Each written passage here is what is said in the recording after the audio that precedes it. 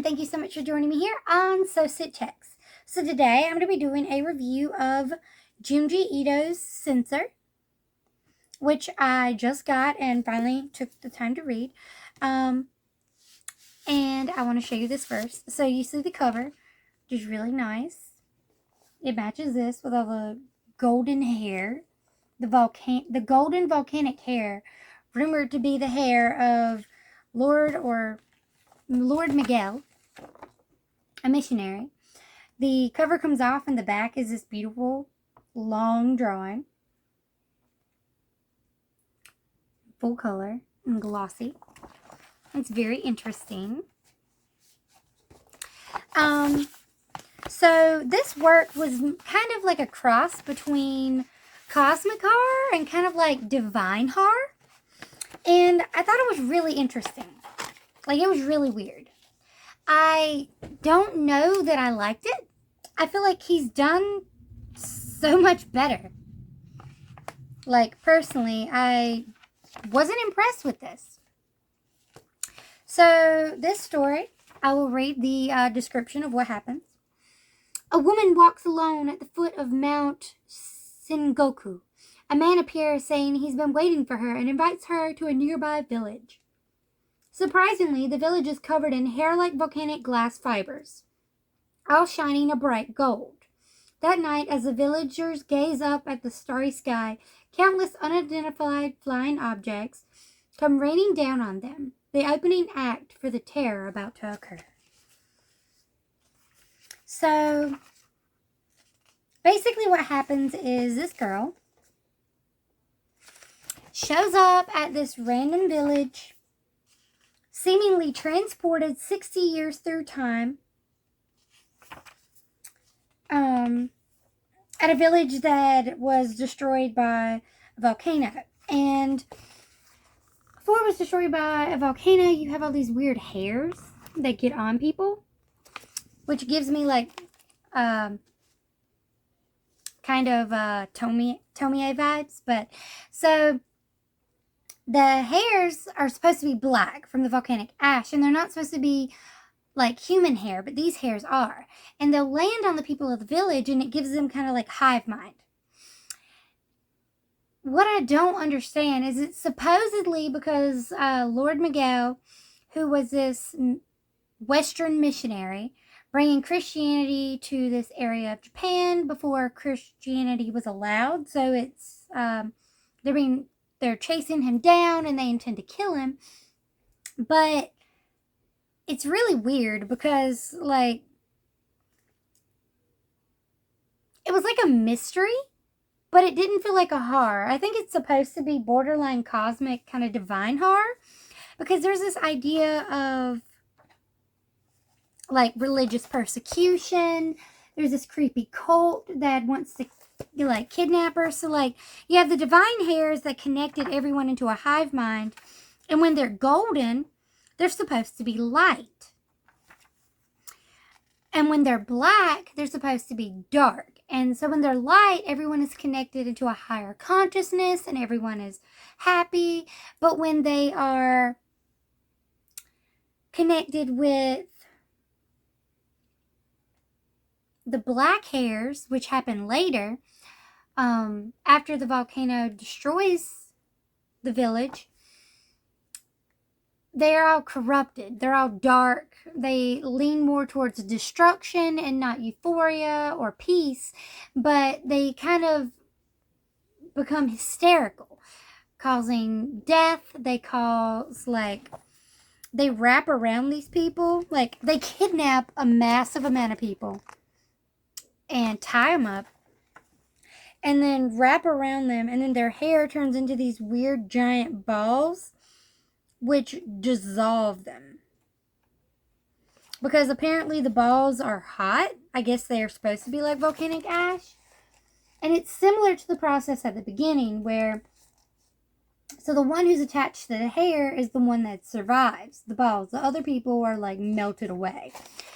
In the beginning, you discover the main character, and she was in this village that's supposedly like was destroyed 60 years ago, But she was protected by the amigami, which is these hair fibers, the golden hair fibers that give them a connection to the universe. Sorry, my glasses have been sliding around.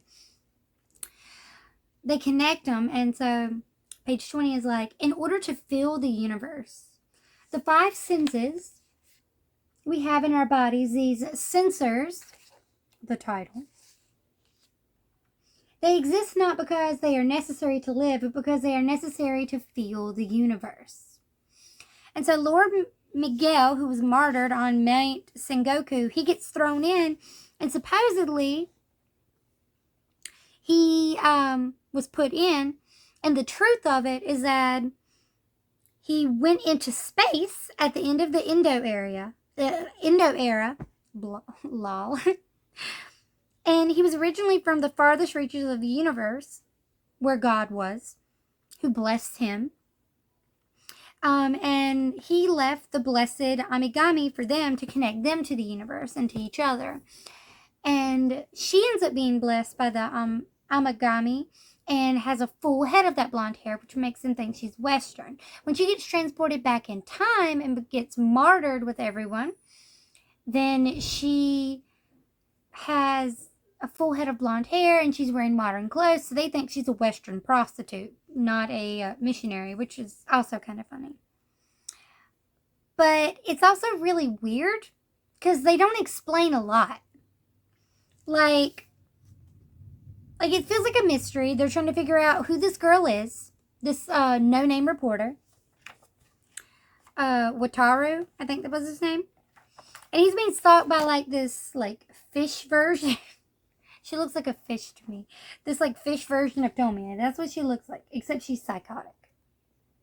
Actually psychotic. He has a restraining order against her. She like trying to become one with him is weird.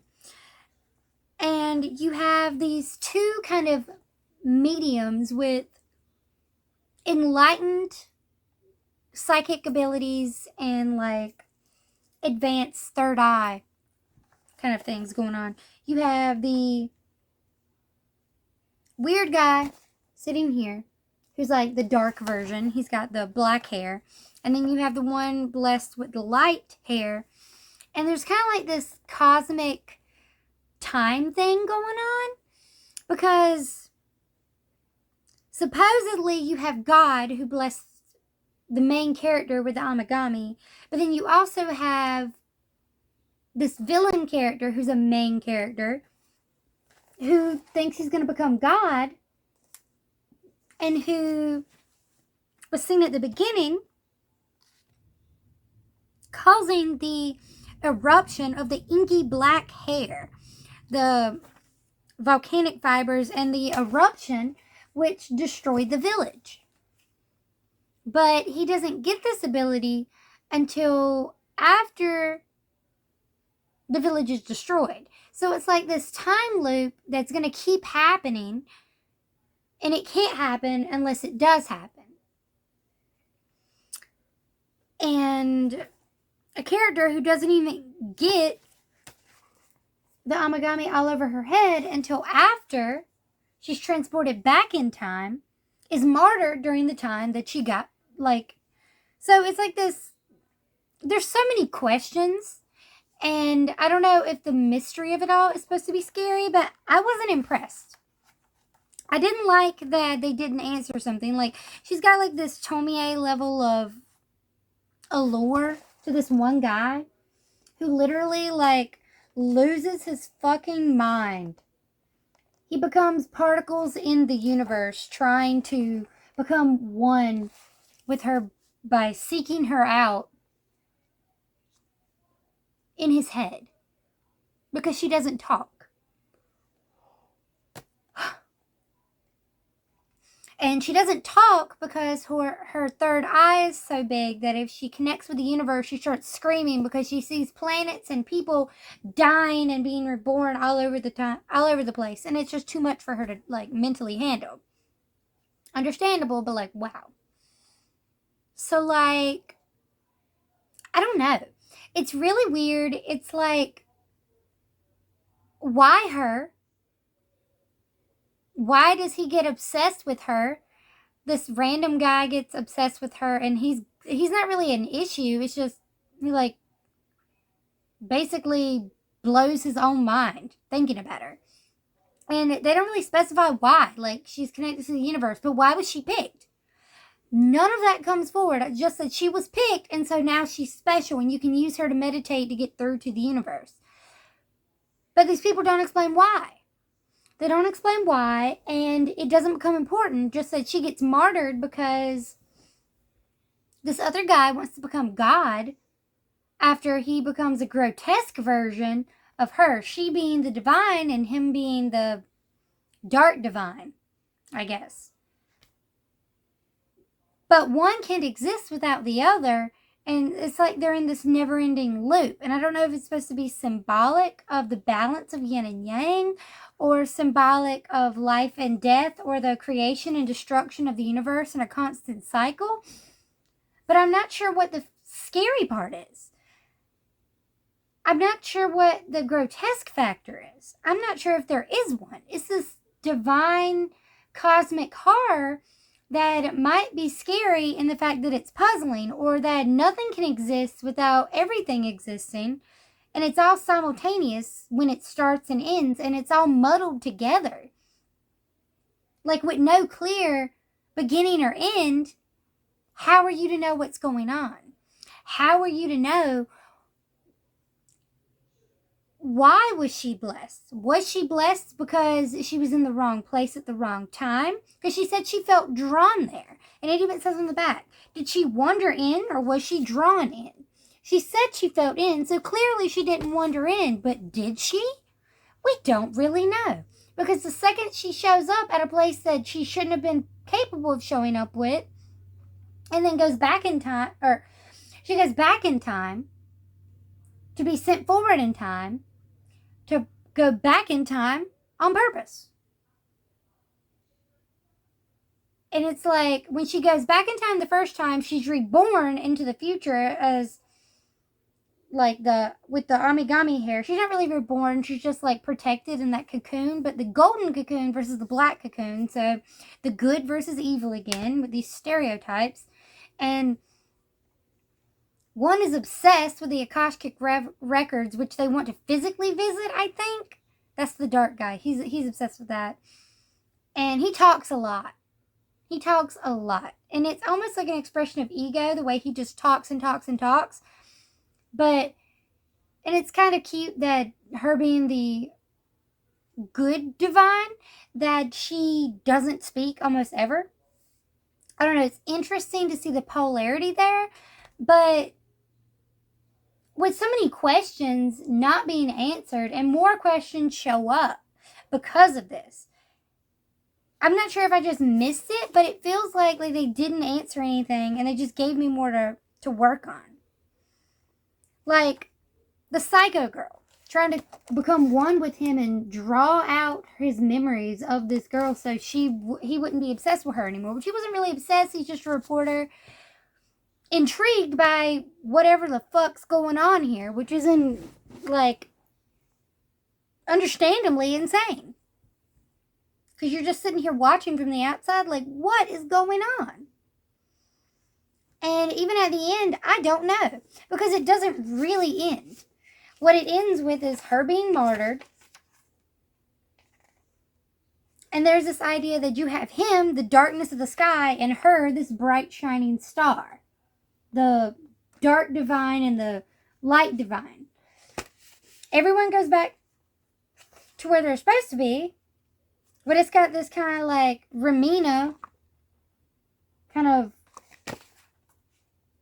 persecution thing, and blasting off again. And it just doesn't make sense to me. Like, I don't know, because like it ends, but the battle between the battle between light and dark is fierce. One step forward, one step back. There's still no sign of its end. The village of Kiyokami, supposedly blessed by the golden amigami, was destroyed in the eruption of Mount Sengoku.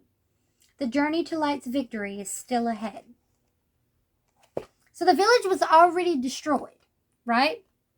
But it wasn't destroyed until he caused the destruction, which didn't happen until we began to pursue being God after meeting this girl who causes people to try to seek out the universe, which didn't happen until the village was destroyed and she was created into this, or altered into this form, transformed, chosen by God, supposedly.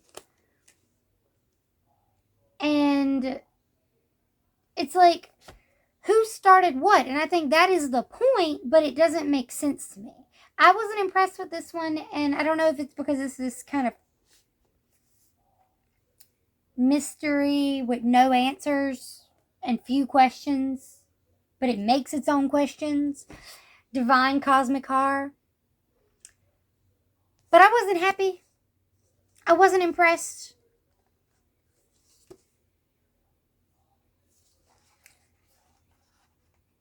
It was cool, I guess, but it just raised more questions than I felt was necessary. This is mostly me rambling about being unsatisfied with this read. 240 pages and not much going on. Yeah. And there was no extra little stories in the back, which I also like. This is a beautiful edition. It's very well done, and this is fresh print, I guess. It's got really soft paper. So I really like that, but I don't know. I was just very unimpressed. It's very documentary kind of crime, hunting the facts kind of a story. Mystery, but not really scary. I recommend you to read it if you really want to give your opinion on it. If you've already read it, let me know down in the comments below what you think. This weird divine cosmic horror kind of thing, just kind of not my forte. Not my forte. But if you haven't got it, I will leave an Amazon associate link down below. You can buy it. You can also probably find it at any bookstore that sells manga or whatever. But yeah, so I wasn't impressed. Not a fan. I mean, I'm a fan of Junji Ito, but I'm not a fan of this. I don't like this. I hope there's going to be some more classical kind of horror coming out. I'm okay with the divine horror, although I'm not sure if this classifies, but we'll see. Thank you so much for watching, my Wicked Vipers. I hope you have a wicked evening, and thank you for listening to me ramble. Bye!